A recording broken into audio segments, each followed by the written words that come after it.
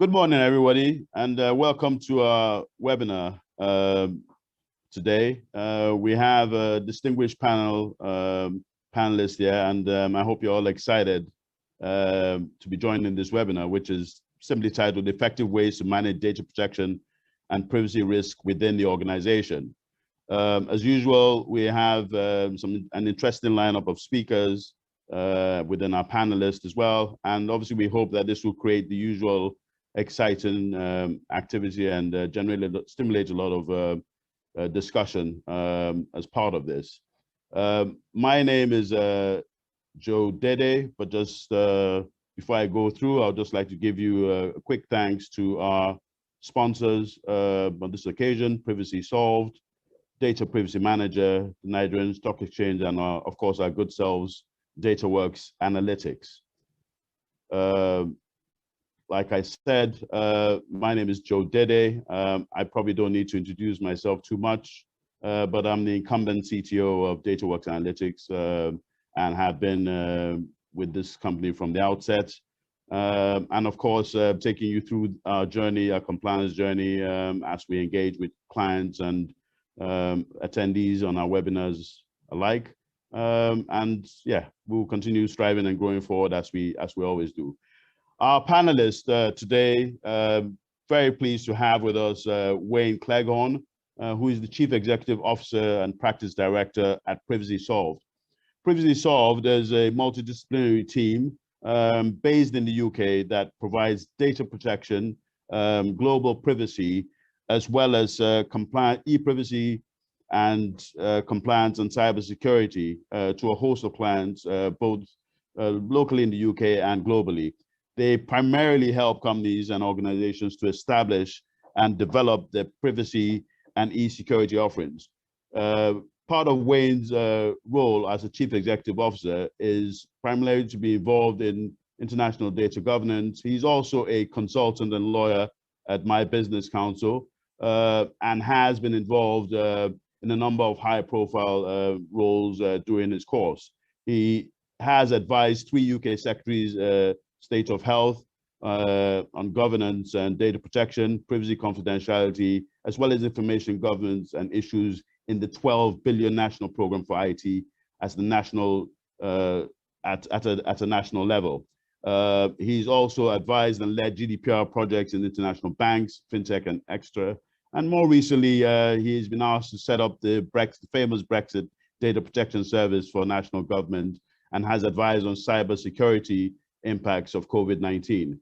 Our next panelist is Oluyemi Obadare, who is with us again, but in a slightly different capacity under the auspices of the Nigeria Exchange Group. Now, basically, that is a recently convened group is a leading integral market infrastructure in Africa, planning to take Africa to the next level, not just from a stock exchange perspective, but also working closely with its subsidiaries to deliver a range of services. So these subsidiaries include the Nigeria Exchange Limited, Nigeria Regulation Limited, and NGX Real Estate. In Oluyemi's capacity as the Business Continuity and Information Security Manager, she has advised on governance, risk, and compliance issues as well. And she has extensive knowledge and practical experience in conducting and developing and implementing business impact analysis. In terms of information security, her experience spans implementing administration and maintenance of information security controls and processes. And she's presently in her newly role, excited as usual, coordinating and monitoring and improving information security management systems at NGX or NXG, but it's basically NGX. She coordinates a large team and is responsible for maintaining the global standards for information security and management systems, as well as business recovery. So we're excited to have her, and obviously, please do give her a welcome. She's been with us previously on one of our other webinars. Our final panelist today needs no introduction, but I will introduce him again because we can't do that, is Marian Bratchett. He's the co-founder of Data Privacy Manager and Data Privacy Director in Poslovna Inteligentia, based in the wonderful city of Zagreb. In the past 15 years, he has engaged with clients in the field of data analysis, data management, and data protection. And today, even though he's very humble about it, he's overseeing the data privacy manager's development and helping companies build and their continuous privacy programs. So we're pleased to have him again. Marion is also a member of the Forum of Cybernetics and Data Security for National Council. So welcome, Marion, and welcome to all our panelists. During the course of this webinar, we will be going through a number of things, and primarily what is the whole concept of risk? Risk means a lot to different people. Some people might equate it to political risk or operational risk, but we're looking particularly here at data protection and data privacy risk. Welcome. She's been with us previously on one of our other webinars. Our final panelist today needs no introduction, but I will introduce him again because we can't do that, is Marian Bracic. He's the co-founder of Data Privacy Manager and Data Privacy Director in Poslovna Inteligentia, based in the wonderful city of Zagreb. In the past 15 years, he has engaged with clients in the field of data analysis, data management, and data protection. And today, even though he's very humble about it, he's overseeing the Data Privacy Manager's development and helping companies build and their continuous privacy programs. So we're pleased to have him again. Marion is also a member of the Forum of Cybernetics and Data Security for National Council. So welcome, Marion, and welcome to all our panelists. During the course of this webinar, we will be going through a number of things, and primarily what is the whole concept of risk? Risk means a lot to different people. Some people might equate it to political risk or operational risk, but we're looking particularly here at data protection and data privacy risk. How is that managed? Is there a rule book for this? Is there a formal strategy? Or is this simply just a case of just appointing a DPO and getting a good collective set of minds and intellectuals? It's not quite that simple, hence the reason why we organize this webinar, and hence why there's also food for thought. To a lot of people, what would be the African concepts with regards to risk? Is it just a case of dealing with risk during companies? Is it dealing with political risk? Or is there a little bit of all that intertwined? It sometimes may seem that straightforward, depending on which source of information you look at. However, there are wider things to look at. I'd like to bring on our first speaker, Oluyemi Obadare, who I'm going to open the floor to, but I'm basically going to start by asking very, very simple, why is risk management so important with Ndpr and data protection compliance? Oluyemi, the floor is yours. Thank you very much, Joe. Thank you very much, everyone. You're welcome to this webinar again. And I promise you that by the end of this, we would all be able to effectively dimension data protection, data privacy, the associated risks, and the strategy for effective and efficient implementation within our various environments. Thank you. So what is risk? So when I heard that and I smiled, because the Ndpr, GDPR, as the case may be, depending on your location, the climate that you're in, it's a mitigant to a risk itself. Thanks for that, Oluyemi, for that brief insight. My second question to you, though, is what effective risk management strategies would you recommend for managing and controlling Ndpr compliance within Nigeria, as well as data protection risk? Thank you. So I hear Ndpr compliance, I'm hearing data protection. I think at this point, I want to take the liberty to dimension the two and let us know that you cannot effectively achieve the Ndpr compliance, that's the data privacy, without achieving data protection. So in all, it is one. It seems it's a tiamis. You can't just separate them if you want to effectively achieve the data protection. So how does that come into play? So what is data protection? What is data privacy? I'll quickly just go into that. And so data privacy and data protection achieve one common objective, and the objective is the protection of personal information. That's the personally identifiable information. So data privacy comes from the collection of this information, disclosing and using of this, the quality of data, the access to personal information. And then the data protection part comes when you have authorized use when you have authorized access to be able to use data in an authorized manner, when the data you have has integrity and the data you have is available when it is needed, provided it's an authorized use, the use that is consented to. So the data protection and data privacy, like I said, that they go hand in hand.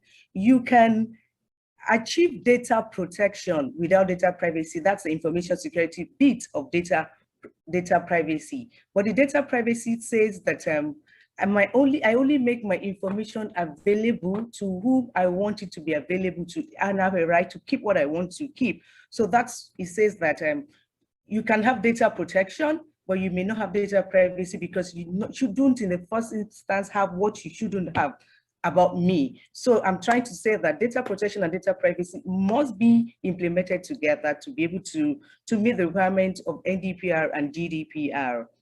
Now, what are the risks? There are several risks associated with this, but I'll just basically go into the key ones, the phenomenal risk with this. So the first is misinterpretation of the definition of personally identifiable information. We must be able to know what it is. What is the understanding of a personally identifiable information? We know that we would say this is no brainer, but I will just still take the liberty to just run us through this again. That's the information that can be directly linked to the data subject. That's the owner of the information. That's your full name, your date of birth, your address, email, and all that. And then the bits of data that can be combined with another form of information, or a piece of information to identify you. So that could be your first name here or your last name, a portion of your house address, and then sensitive data like your biometric, like your racial information, health information, your ethnic origin. Those ones are already sensitive. Religious belief, we know how that is in the country, political opinion, and then the sexual preferences. So all this together, you must correctly identify them, because if failure to know what you want to protect in the first place, you cannot effectively achieve protection. So the first risk is misinterpreting the definition of personally identifiable data. So the second one is inaccurate data documentation or data scope for the implementation of this regulatory requirement. And then you have the project management aspect of this, when you have a lack of prioritization or ownership roadmap, excuse me.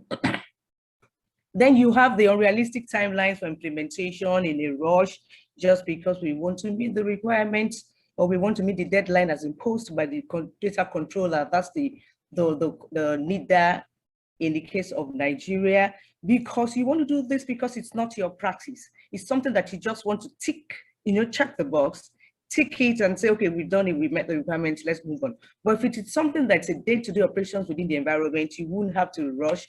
Then lack of executive sponsorship, stakeholder management, enterprise training and awareness, these are the issues. But I will just go straight to the key thing I want us to discuss that would actually lead to ineffective implementation of this.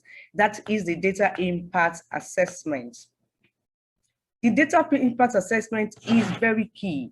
Failure to effectively carry out data impact assessment or data protection impact assessment would automatically lead to failure in achieving effective data protection. So basically, I'll just run us through the steps. It talks about the establishing the need and the context of data. Why do I want to collect someone's information, particularly the personally identifiable information? What's the process for? What am I collecting it for? Why do I want to process it? How do I want to share it? So in the process of identifying the need, the intention, the duration of collection, it would then help me narrow down to my collection process. So when I go through my collection process, that's documenting the use of the personal data, and then I begin to identify the associated risks. So the associated risks are part of the rights and the freedom of speech, thought, movement, prohibition of discrimination, the use of it, retainership, ability to recall that movement as a data subject saying, I no longer want my data to reside with you. So those are the risks as enumerated or as outlined in the GDPR and NDPR framework. Then we begin to then analyze the impact of this risk. We evaluate the risk, determine the risk acceptance within the environment, and then begin to apply controls.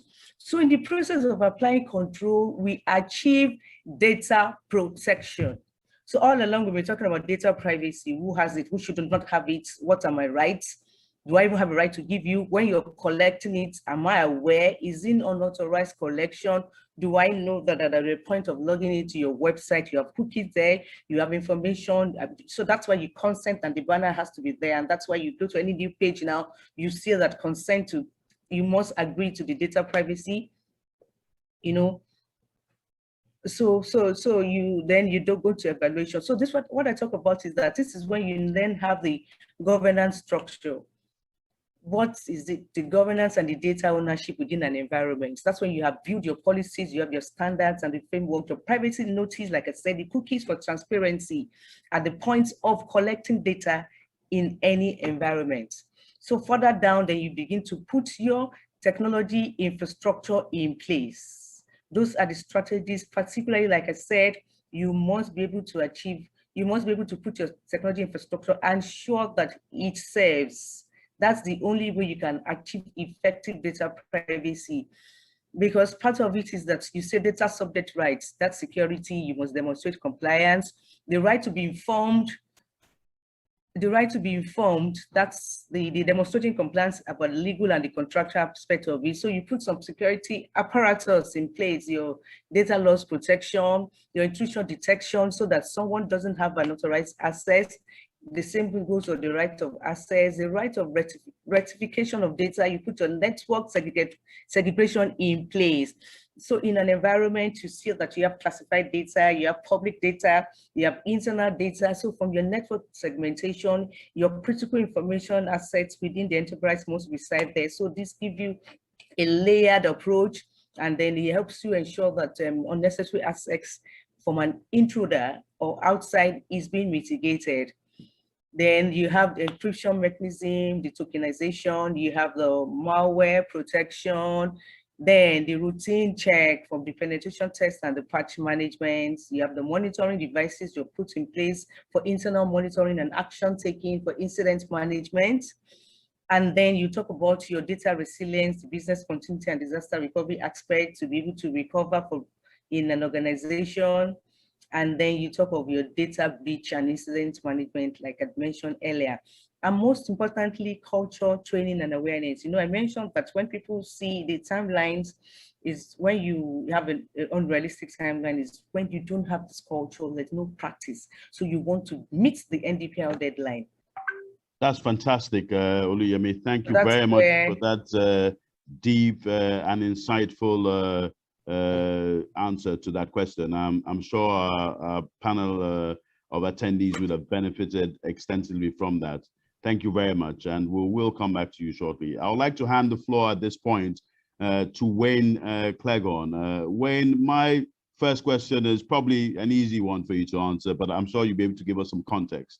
As a chief executive officer and practice director of Privacy Solved, what is your advice to business leaders in Nigeria relating to data protection and information security risk management? I hope that's not putting you in a spot, though. Well, hey, let me have a go at this. So advice to business leaders, I would say, please bring together data protection and data privacy together with cybersecurity. It's really the hallmark of what we actually do at Privacy Solved. One of the first conversations we have is, can we bring them together in a single conversation? And the reason why it should be a single conversation is that it's easier to understand, it's easier to manage, it's easier to budget for, it's easier to monitor. Because you will have, a very technical team, or very good at software, hardware, all of that. And you will have a compliance team or an audit team or the data protection officers team, and somehow they live in separate camps, and they come together around breaches and other things. My thing has always been, and our team always pushes, to have that team speaking as one and actually referring to each other and remembering each other all the time. So that's my first point. My second point is really investment. And it really is an investment in internal skills and tools. So our engineers and our designers and our development people should be well trained in privacy and cybersecurity. So they're building in privacy by design, security by design. And also our data protection officers should be trained, to international standards. So they're part of the mix. And also where we need external expertise, that expertise should be on tap, should be sourced, should sit there. So when we need to bring them into to enrich your organization or challenge your organization, you already have these external facing tools and experts on hand. The third point I'd make is it's very modern. If you look in the big tech space, you can see that privacy and data protection is at last becoming something you can sell, something you can market, and something you can use to differentiate yourself in the marketplace. Post-COVID, things are going to change. What are we going to say to our customers who may have limited funds to get services, and also who may have trust issues? And if privacy and cybersecurity can be used as a single conversation to build trust, to get engagement, to get the monies into the coffers, do it. But what I say, and I advise this all the time, mean it. There has to be more than just words and a privacy policy that says, oh, we care about your privacy, and then everything else says the opposite. So those are my 3 points about leadership grabbing a hold of this issue, combining it, making it work for you, and actually selling it, and actually improving your bottom line as well as being a good global citizen and all those other things. So I'll stop there, really, in terms of that answer. Fantastic. Thanks a lot for that, Wayne.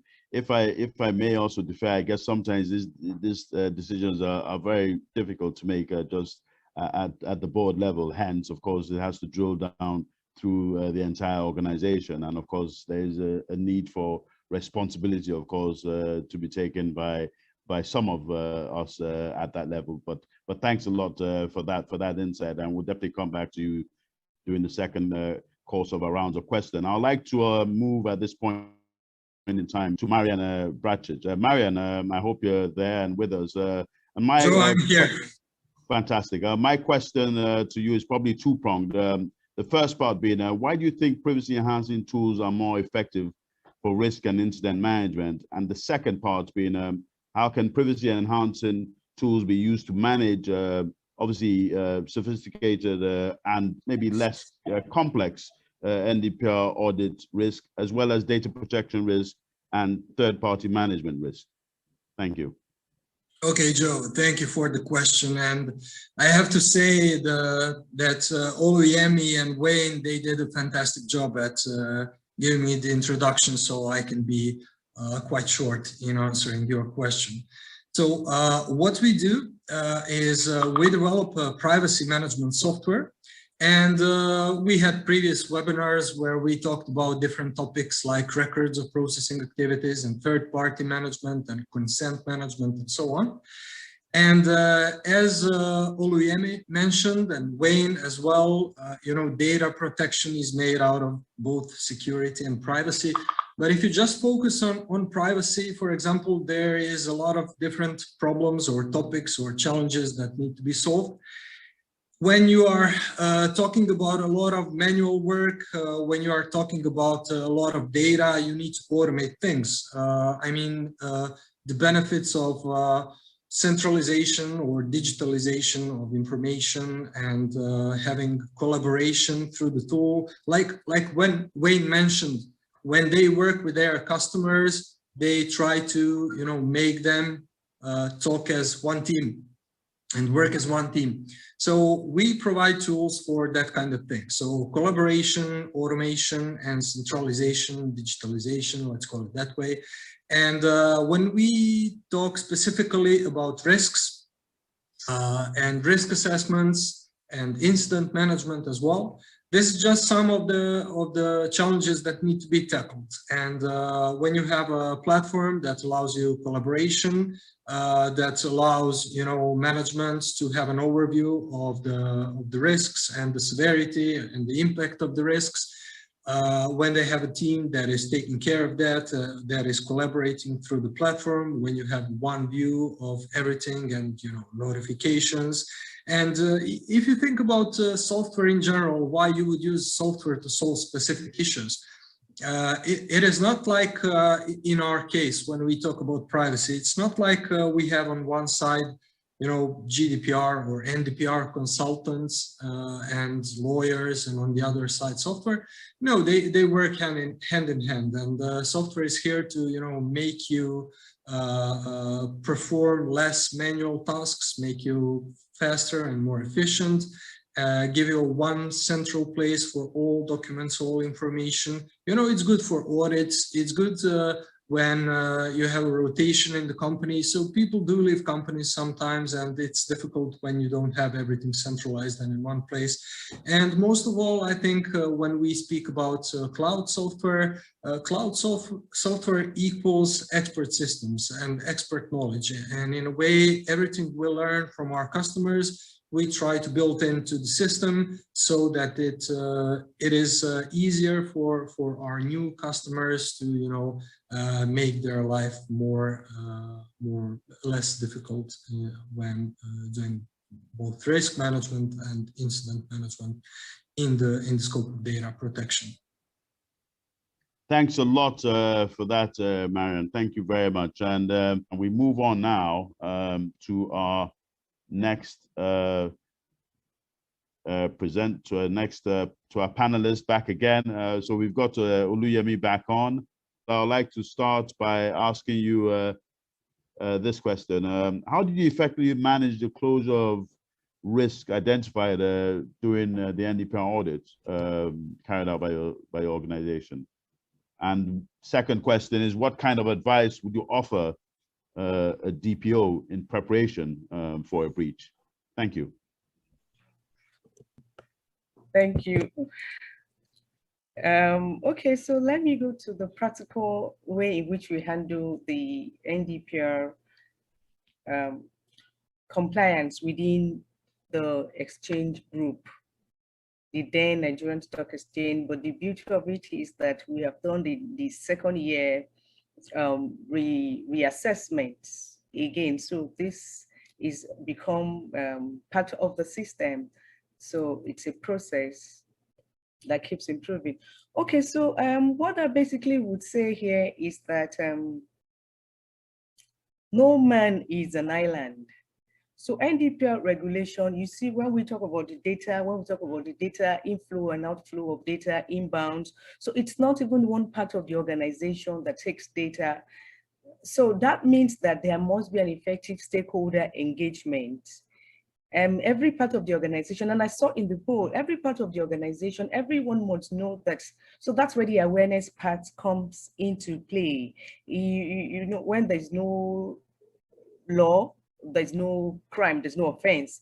So when everyone knows what the Ndpr it's all about, the associated risk and the implications, and there's a general understanding. So it keeps everybody on their toes. We know that when I receive any data at any data collection point and I see personally identifiable information, I know that there are potential risks that can culminate from this. So again, there's a collaboration between some critical business functions within the environment, the compliance team in charge of the implementation of these, the information security team looking at the data protection, technology provided the infrastructure and the solutions for these, the legal department looking at the data privacy and then working on in the events.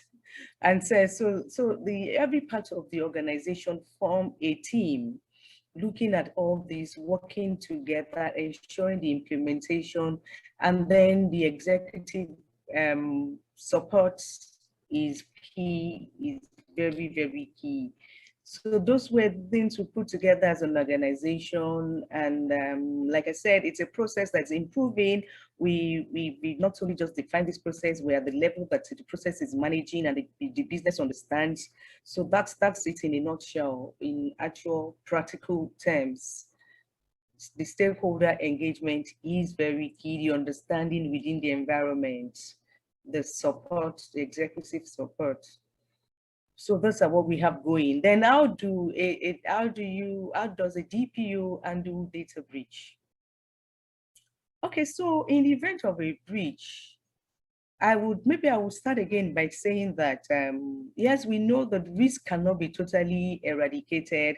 It cannot be completely removed, but it can be mitigated to the extent that the impact is as minimal as possible. So what we ensure that we do is that with all these that I have highlighted, with everyone understanding their parts to play in this framework,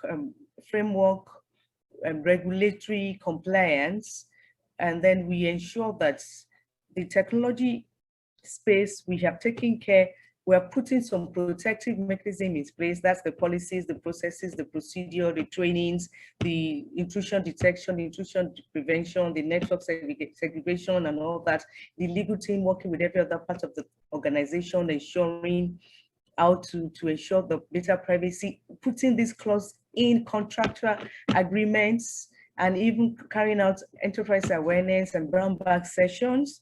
Then we have infrastructure that can detect. So that's from the monitoring. So there's a team of incident management team, monitoring team, checking and receiving alerts.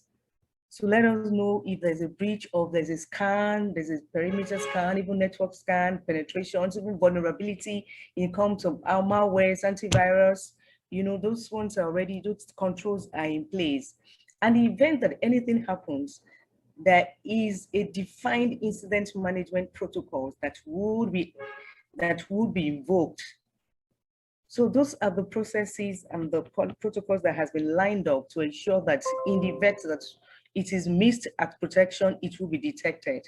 And in the event that it cannot be 100% detected, there's a corrective measures in place to ensure that at the end of the day, the global impact is as minimal as possible. So in that way, you're sure that all risks are adequately taken care of and mitigated. Thank you. Oluyemi, from that, and I hope our audience and also panelists would have also picked up something or learned something from that insight. So thank you very, very much again. Once again, Oluyemi. If I may move over to Wayne. Wayne, again, I'm going to put you in the spot here because this is probably bringing back some things from memory, but I'm sure you'll probably handle this probably better than myself. My memory is not that good. From your wealth of experience, having been privileged to advise senior leaders within blue chip companies, both locally and globally, how can organizations embed a culture of effective risk and incident management? I would say, first of all, it's a clear definition of what that organization's kind of risks are: high risk, low risk, medium risk, and also impact. So I'm sure in a lot of organizations that work is already there. Data privacy, data protection, and cyber needs to fuse into that to really become come to life. But what I have learned is organizations who do exercises, and I know it can be a little expensive and it can be a little bit inconvenient, but organizations who carry out exercises, so simulations and internal kind of testing, learn a lot, absolutely learn a lot, and they don't have to wait for an external body to tell them information they can find out themselves. And the key thing I'm learning from our work now is, especially with COVID and the breaches that are going on, especially ransomware, is that still learn from near misses. When a near miss happens, lean into it, get the one team together, really try to extract as much information from that as possible, because that will help an organization to repair, to build, and to move forward. 2 quick points, if I may. Effective reporting structures and technology. Marijan explained this all earlier. You know, we need to have this very clear accountability stream: who reports to who has power to do what, who unlocks certain things, who close certain things off, and then we have the technology to hold that all together. Because the truth about it is GDPR and Ndpr really requires technological input to make it work, to make it transparent, and to make it resilient, so everyone can see, have one view of what's going on in terms of risk and incidents. And the third thing I'd say is a little bit vanilla and a little bit boring, but it's audit. It's actually having an audit and accountability trail. And that's the three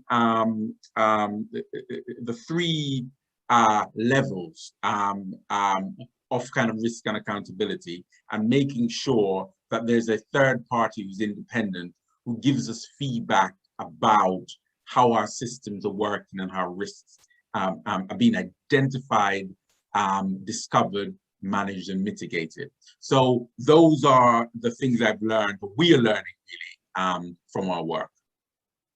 Thanks a lot for that, Wayne. And also briefly, if I can pull you in on this one in terms of third party, because you touched on it very briefly. What sort of risk would you say are associated with third parties, and what are the effective ways to manage these third party related risks? Yes, so the first one is obviously information security risks.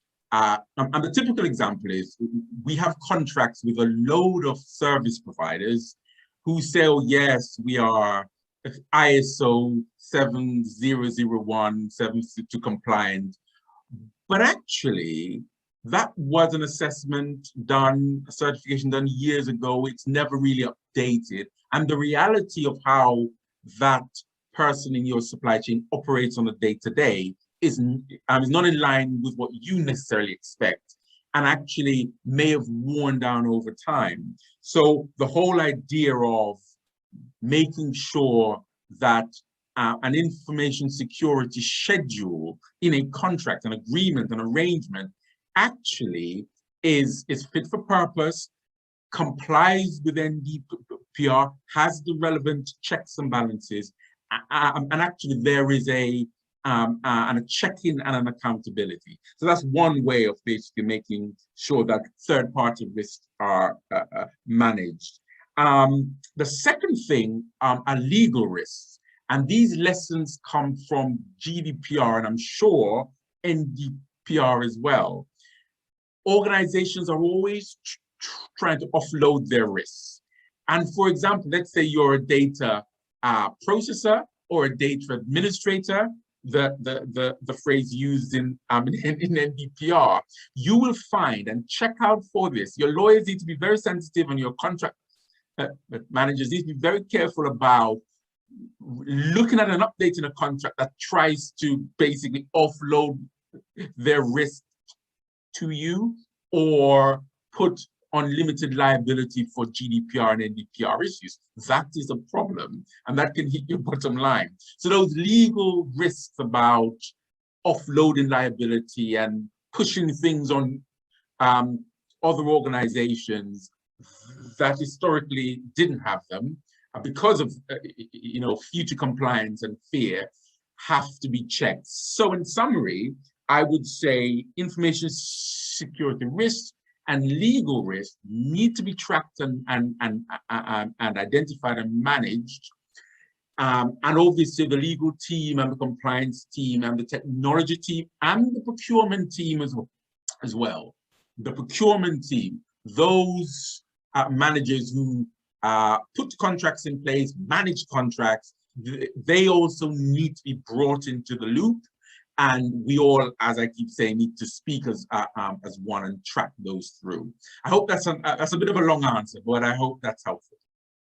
That is definitely very helpful, Wayne, and thanks for that insight. And again, I hope our attendees have benefited from that in-depth and insightful answer. Thank you very much, and I'm sure we'll see you again before we finish, as we will, Oluyemi. If I may defer to Marian at this point, Marian, I'm going to put you in the spot again. We have a synopsis here where the data protection impact assessments tend to be an important tool within the risk management, specifically within Ndpr. And again, in some ways, this concept has been modeled or tweaked out of GDPR. What is the DPIA tool, and what benefit would it have to offer to organizations in Nigeria? Okay. So, Joe, maybe I can answer this maybe in an unexpected way and tell you all a story of what happened last year within our company. So we are a privacy management software vendor, right? We develop tools that should help other companies be compliant with GDPR, Ndpr, and similar regulations, and help them in their day-to-day tasks. And as a part of our development, one of the things we are working on is the automated classification of personal data. Entity linking, meaning that our technology can actually connect your information, your personal data, if it's in like 10 emails, 20 documents, and in a database. So it can do the linking and connect it to the same person. And to do that, we are using machine learning, which is becoming more and more popular in the IT world. And there is like thousands and maybe tens of thousands of companies which are doing very similar thing like we did, applying machine learning and deep learning to solve some specific problem. And in our case, that was classification of personal data. And to do that, you need to train your machine learning algorithms, and to train them, you need a lot of data. Since we are doing the classification of personal data, actually what we need is a lot of personal data. So we went to lengths in order to collect enough personal data to be able to train our models. And when you think about that data, you need to have the training data and the testing data, and they need to be different sets of data. And it's a lot of personal data. Like we are talking millions and millions. So what we did is we went a bit morbid. So we understood that if a person is deceased, then actually their data is not longer seen as personal data under GDPR. So, we scraped Wikipedias about Nobel Prize winners, ex-presidents and writers and actors and so on. So we did a lot of scraping of structured and unstructured data. And then the team, so my data science team, came to me one day and said, Marian, do you know about Facebook data breach? There's like 500 million of data, of personal data, just like we need. It's out there. It's like calling to us. And I mean, I looked at them, and they are, they are working on privacy software, but in their soul, they are still IT and data scientists. And I looked at them and I said, really, guys? And I think this paints a picture of the need of training and culture within the company. And people have ideas, they want to just use the data and build something cool and new. So a very, very good thing and a very good tool is to do a risk assessment before you start any new activity. And when you do a risk assessment, you do consultation with your data protection officer and privacy team and your lawyers, and they will say if something is not right. And then you will go back to the drawing board and probably think of a new way to do that new cool thing without compromising personal data. So I mean, DPIA and risk assessments, they are here, they are meant to do that thing. They are here to protect the company from misuse of personal data. And maybe one more interesting thing, Joe, which I learned very recently, I mean, I became aware of it very recently, is that you know that most of people, or a lot of people working in privacy, are lawyers. They have a legal background. And in Europe, we have more than 500,000 people working just as DPOs. And I came to realize that lawyers don't learn anything about risk management on the college, in school. So maybe it's, I'm generalizing, maybe it's not the same all over the world, but as far as I can see and as far as I learned, they don't. So I think that that's a big issue, and everyone working in privacy should, you know, become more familiar with risk management. Actually, a good place to start is go to dataprivacymanager.net. You can download a white paper called Privacy Risk Management. I think that's one way to go. But of course, there is much more to learn, and everyone who is in privacy should know how to tackle risks, risk assessments, DPIAs, and the likes. Very much for that, Marian. Thank you very much. I believe, yeah, you went about in a slightly unorthodox way. I'm not. I could concur that lawyers probably have a lot on their plate. So probably the first priority is not necessarily to pick up everything. But I will say that there is probably more emphasis or another weight placed on their shoulders to pick up some of these things. So I'm sure as time goes on, you will find that more and more lawyers will become conversant with the areas and the level of expertise. I don't expect them to jump and pick up everything IT and technical in the same vein. But moving on to sort of next phase of our program today, we're going to have a brief demonstration. Marian, I'm bringing you back on board again, I'm afraid, a quick demo of the risk management and incident management demo. So again, I'm giving you the floor, Marian. Thank you very much. Yeah. Okay. Looking at the time, I'm going to try to be very quick. Don't worry, we can accommodate an extra minute. I'm sure attendees want to see this. So it's better to see it now in case they will see it further, but it's better to get a quick but brief insight. Thanks, Marian.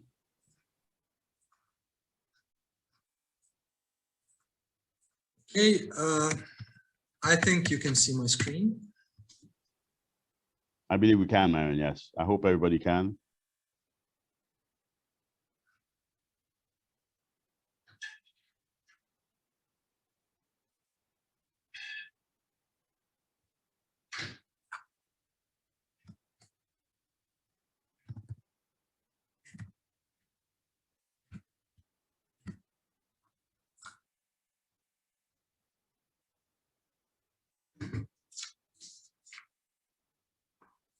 Okay, so we had previous webinars when we talked about different modules of Data Privacy Manager and how they can help companies, like data processing inventory with records of processing activities, and third-party management with central management of all third parties with whom the organization is sharing personal data, and the consent management and data subject requests, and so on and so on.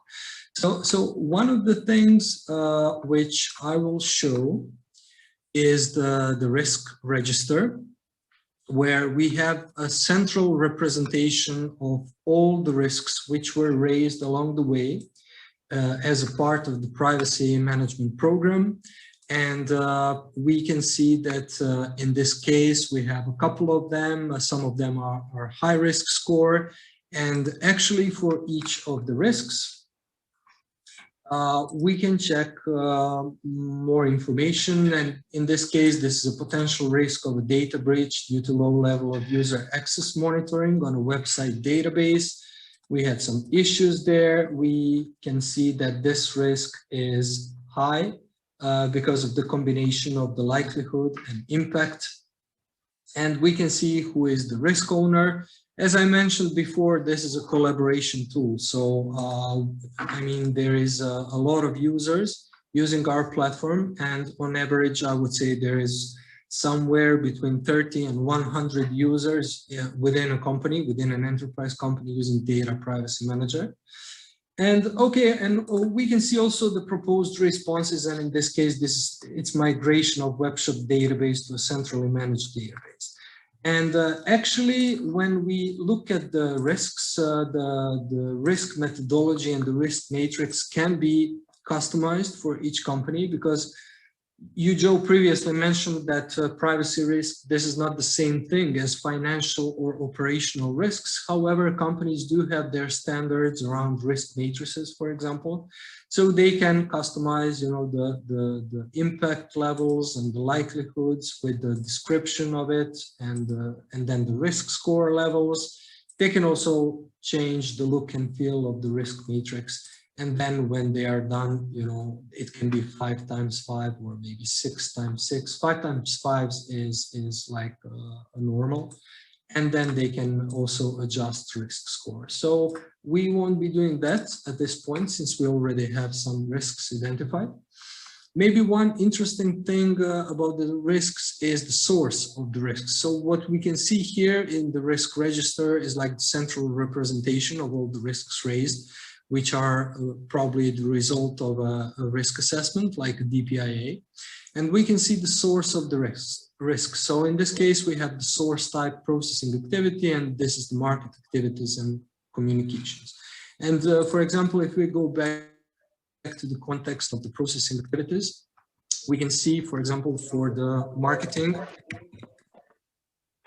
that that anyone who has the permissions to edit and change and keep it up to date, this specific marketing activity, they can also check the risks and see who is managing a specific risk, what is the problem in terms of, for example, lack of security measures or technical organizational measures of any kind. Maybe another thing to show very briefly now is the incident management and the register of data breaches.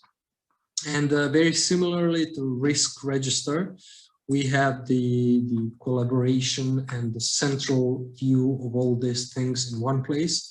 So what I'm looking at now is one of the incidents we had as a company. So this is of course fictional company, fictional incidents, but anything that happens which is kind of labeled as a data protection incident should be registered here in the tool.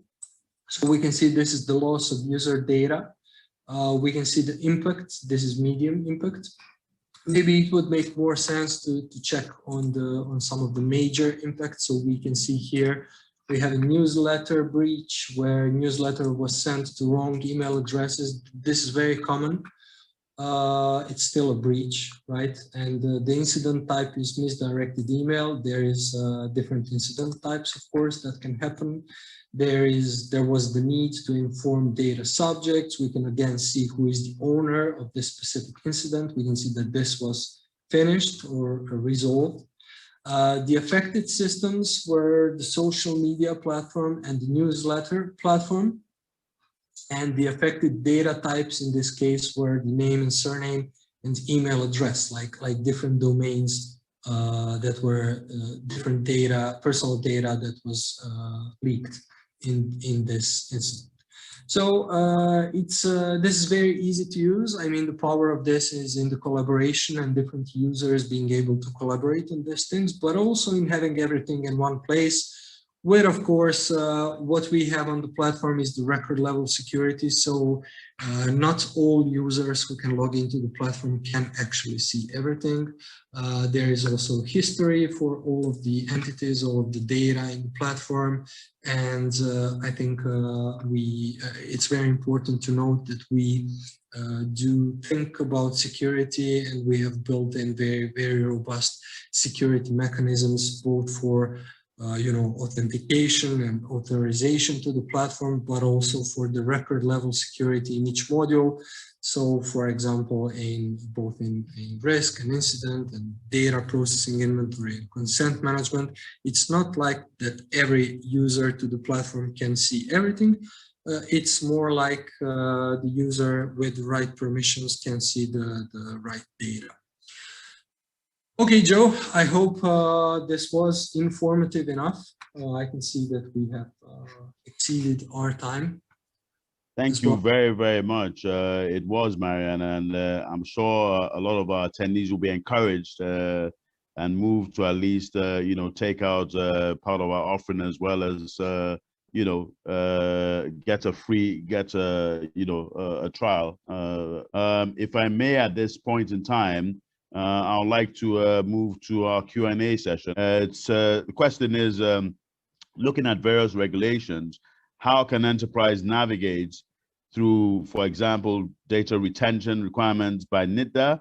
I think specifically the one we have, the question is BO-FIA 2020, and the CBN Act and the Cybersecurity Act of 2021, if they differ in their requirements. So I'll read that question out again. And looking at the various regulations, how can an enterprise navigate through, for example, data retention requirements as set by Ndpr in the both year 2020, NDIC, CBN Act, and the Cybersecurity Act of 2021.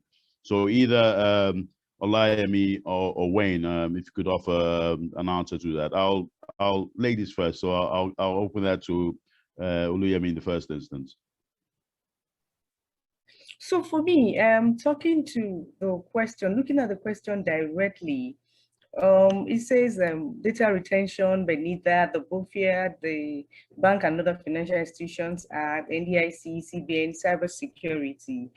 Yes, I understand the volume of this as an organization, as a professional, being regulated, and you see all these things thrown at you. Yeah, it can look like it's overwhelming. It can look like it's overwhelming, but sincerely speaking, the first approach is to dimension these requirements, regulatory requirements. What are the objectives? What do you want to achieve? So if I look at this now, if I look at the data retention by Ndpr, as we've been talking about, so it's talking of data privacy, data protection. When you look at data protection, is as good as cybersecurity or information security. And then the data privacy is just the rights, the consent of the data subjects, which you take on one side. So you go to the BOFIA, you look at it, that talks about the operational risk, the market risk, the financial risk. Again, it talks about the cyber risk too. So you look at that, you break it down. CBN is similar to NDIC, they both pursue the same. Okay, the NDIC talks about anti-money laundering and all that too as part of it. NDIC talks about the anti-money laundering and the operational risk and all that. The CBN talks about the market risk, financial risk, information security risk. Then the cyber security on its own. So as an organization, the first thing you do is you do a mapping. So what are the requirements of this? What am I expected? What is the outcome of this? And then all the regulations. So there's always an overlap. You would see that there might be 2-3 regulations, but they may be looking at things, or there might be an intersection.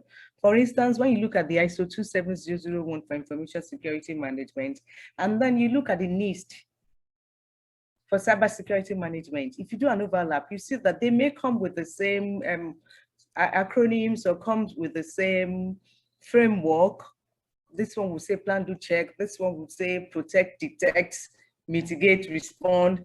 But if you break it down and look at the controls, they are all looking at the same issues and proposing the same controls. So you just need to map them, find where they overlap. So that would be your easy way to approach all this. Yes, I know that we will talk about the money available, the infrastructure to put in place, the people, and not every organization is as deep pockets as the others. But what I just want to know is that they always have an overlapping point. They always have an interrelativity. So look at that, and from there begin to dimension them, and then begin to put in processes in place. You would be able to meet. Then from all these two, you look at your processes. They all have different requirements. Which one is applicable to you? As long as you meet based on your risk appetite, you meet what is applicable to you and you control. And the ones that your organization has been able to accept and say, yes, we have a threshold to accept this risk. All these compliance agencies, when they come around, they just want to see the effort that you have been put into complying. oh, we have been able to look at this. We've seen this is where it impacts us. These are the controls that were put in place. This is our risk threshold. This is our risk appetite. We can accept this risk. And then this is what we're looking at. So I guess it may be among us, but if you sit down to look at it, it's achievable, yes, at a cost, but not all the times that you throw money at it. There are times that you have processes in place and you have compensating controls till you gradually get to the point of being able to meet all these lists. But one thing I can assure you at the end of the day is that they all have value they would provide, because if any of this risk crystallizes, it can erode all the profits of the organization in a sweep. Thank you. Thank you very, very much, Oluyemi. Thanks for that. I would like to, at this point, provide some context around what we've all heard from our panelists today, and also throughout the course, as well as the demo. I think it's quite evident that how risk is handled, or how risk needs to be handled, be it vis-a-vis with some other aspects of organizational risk, as Marian touched on during his demo, as highlighted by Oluyemi in the context of what risk management strategies should be addressed, and also within the context of the answers provided by Wayne as to how engagement and wider strategies in terms of the implication on third parties should be looked at. The bottom line is that risk cannot be swept under the carpet, or it cannot be passed on in terms of the buck to somebody else. And again, as all our panelists have alluded to, it has to be treated as something quite critical. The implications or impact to anything pertaining to reputational damage, as we've seen and noted from some high-profile cases globally, again, not having the right risk and processes. I'm sure we've all heard about the likes of BA and Capital One out with, and I'm sure the number of high-profile cases that are brewing as we speak within Africa, unfortunately, it simply cannot be swept aside anymore. I would obviously like to open the floor again to our panelists. There's just one more aspect, and again, this has obviously been highlighted or covered. Simple question. Again, it's not simple, but I'm sure you can offer some insight. And Wayne, I'm sure you might be able to present some context. What are the consequences? What would you say are the consequences of poor risk management and instead management as part of it? And what are your recommendations as to how they should be avoided? Really good question, Joe. There are so many war stories, and we don't have time to really get into all the horrors that take place. But I think one thing I would say, I've been privileged enough, we as an organization have been privileged enough to deal with a lot of cloud clients and a lot of clients who have a lot of consumers. And when we deal with a lot of their kind of risk management practices and lack thereof, two things come out: cost and lack of trust. The truth about it, I know that spending money in can be seen as, oh, is it worth it? Is it properly leveraged? Oh, it's too much. But the truth about it, a lot of that spend is an investment to understand your suite of risks.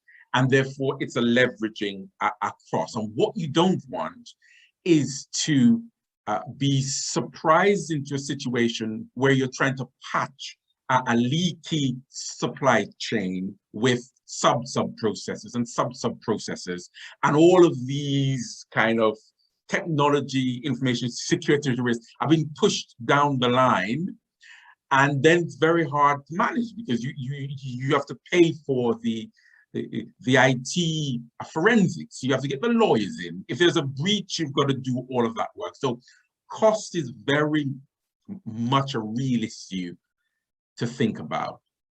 But also, and we found this very week for one of our government clients, the loss of trust is actually a real thing. I know people say, oh, our customers don't trust us. If your customers don't trust you, they become very problematic. They'll be very quick to complain. They'll be very quick not to buy, and they will also not become mature customers. And with mature customers, you get more funds, you get, a longer tail of income. So the trust thing is really important. You don't want, if you're a consumer business or the public sector who faces the public, an unruly, untrusting set of customers who will hang on with you just because they can't find anybody else. But as soon as it's someone else who they think is half decent, they're gonna jump. They're gonna jump. And the final point is they will spend as little with you as they can get away with. Those are the metrics. And we've seen this, especially after data breaches, especially retail data breaches. We see customers just say, right, okay, I'm on this tariff. Okay, I'm going to go down to the minimum tariff, and I'm going to kind of watch you. And I'm going to put requests in. So cost in terms of remediation and dealing with all of that is an issue and should be really understood. And also the trust factor, which can sometimes sound a bit kind of wishy-washy, but the trust turns into the real world profit and loss and the aggregation of clients moving on or just kind of minimum impacts with you. I hope that's helped. Just 2 points that we've come across. Thank you very much again. We're very succinctly put, and it does offer, if not anything, it offers food for thought in this sort of final stage of our webinar. But thank you very much for that again, and it has touched on a few points. I mean, our panelists have been very, very insightful, and I hope you've benefited from the insights of Oluyemi Obadere from NGX, Wayne Clegon from Privacy Solved, and Marianne Brattage from Data Privacy Manager. It's been a real privilege having them. I cannot thank them enough from taking out time from their very busy and hectic schedules. Okay, we've had the results in based on our brief poll. The first one, very quickly, sort of a tight neck and neck there. 2 answers there. Number of respondents picked outsourced services to external providers. Again, questionable. You do need third parties in a lot of engagement these days. We've seen it with outsourced services out with the UK or out with of Africa.